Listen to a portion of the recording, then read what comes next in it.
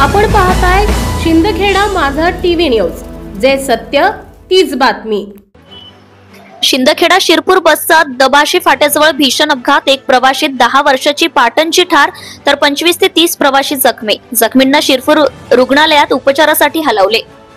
सकाळी 8 वाजेच्या सुमारास शिरपूर येथून शिंदखेडा येथे येणाऱ्या बसला दबाशी फाट्याजवळील वळणावर धुळेकडून येणाऱ्या भरधाव वेगाने ट्रकने जोरदार धडक दिल्याने अपघात झाला आहे।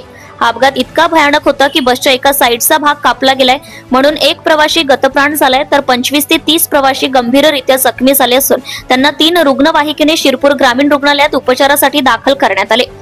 बस क्रमांक MH14 BT 2112 तर ट्रक क्रमांक RJI 11 OC 3487 असे दोन्ही क्रमांकाचे बस व ट्रक होते। त्यामध्ये पाटण येथील 10 वर्षाची चिमुकली नुपूर गणेश माळीचा समावेश होता। ती शिंदखेडा येथील विजय नवल माळी यांची भाची होती।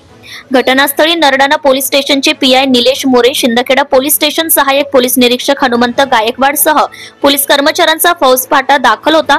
अपघाताची वार्ता समजताच शिंदखेडा, पाटण, दभाशी परिसरातील नागरिकांनी धाव घेत मदत कार्य केले।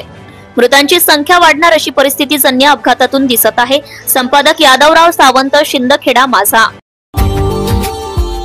Subscribe now and press the bell icon. Never miss an update.